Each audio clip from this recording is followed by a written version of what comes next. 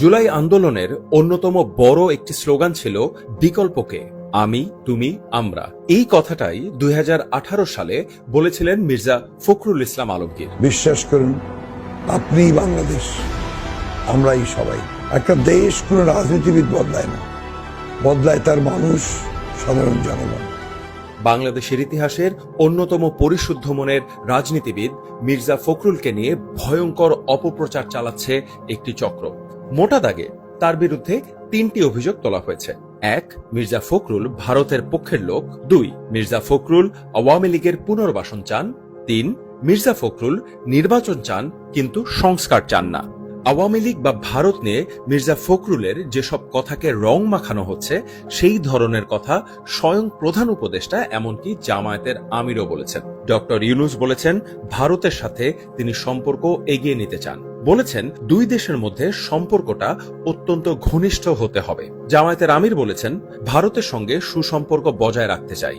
বলেছেন জামায়াত কখনো ভারত বিরোধী ছিল না। এসব বলার জন্য এই দুইজনকে সোশ্যাল মিডিয়ায় কেউ কিছুই বলেনি, কিন্তু মির্জা ফখরুলকে বানানো হচ্ছে ভারতপন্থী, আওয়ামী লীগপন্থী।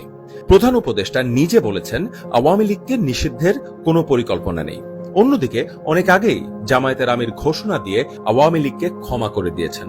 অথচ মির্জা ফখরুল যখন বললেন আওয়ামী লীগের বিষয়ে জনগণই সিদ্ধান্ত নেবে, তখনই তাকে সোশ্যাল মিডিয়ায় হেনস্থা করা শুরু হয়, আর শুরু হয় ব্যক্তিগত আক্রমণ।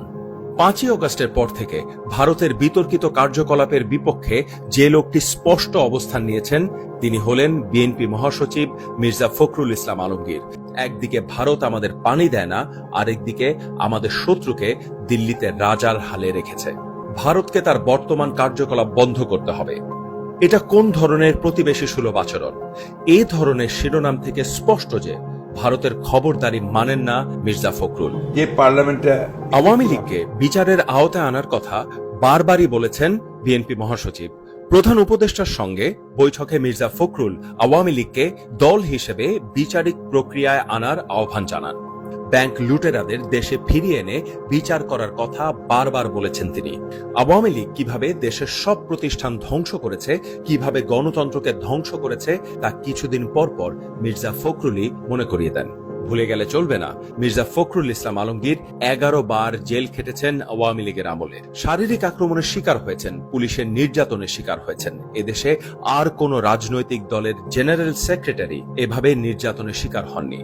মির্জা ফখরুল যখনই নির্বাচনের কথা বলছেন, তখন একটি চক্র সামাজিক যোগাযোগ মাধ্যমে বলছে তিনি সংস্কার না করে নির্বাচন চান।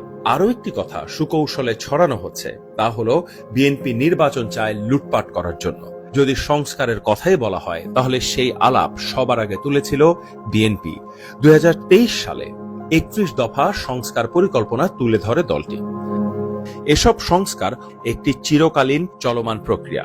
এই 31 দফার মাধ্যমেই দেশের উন্নতি ও জনগণের জীবনমান বাড়ানোর পূর্ণাঙ্গ রূপরেখা তৈরি করে রেখেছে বিএনপি।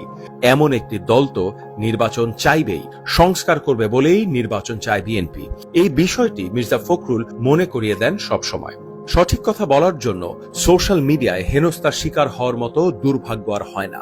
ট্রোল, মিম, স্যাটায়ার, কার্টুন সবই সুস্থ ধারার চর্চা, কিন্তু নাম ধরে ধরে অশ্লীল ভাষায় গালাগালি ও ব্যক্তিগত আক্রমণ করাকে জঘন্য ও অসভ্য কাজ হিসেবেই দেখা হয়। শারীরিক কারণে মির্জা ফখরুল চেয়ারে বসে নামাজ পড়ায় তাকে অভিজাত মুসল্লি সহ নানা রকম ব্যঙ্গাত্মক কথায় আক্রমণ করা হয়।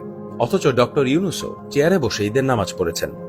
ব্যক্তির চেয়ে দল বড়, দলের চেয়ে দেশ বড়, এই কথাটা বারবার মির্জা ফখরুলই বলেন। তিনি বলেছেন বিএনপি ভারতের পক্ষেও নয়, পাকিস্তানের পক্ষেও নয়, আমেরিকার পক্ষেও নয়, ইংল্যান্ডের পক্ষেও নয়। বিএনপি বাংলাদেশের পক্ষে। আপনাকে বলছেন সচেতন মানুষ মাত্রই বুঝতে পারার কথা মির্জা ফখরুলের মতো একজন কলুষ মুক্ত রাজনীতিবিদের উপর আনা অভিযোগগুলো শুধু মিথ্যাই নয়, তার ক্লিন ইমেজ নষ্ট করার একটি ভয়ানক ষড়যন্ত্র। এই হৃদয়ে বাংলাদেশকে বসিয়েছি এত বড় জায়গা জুড়ে যে সেখানে ভয়ের আর কোনো জায়গা নেই।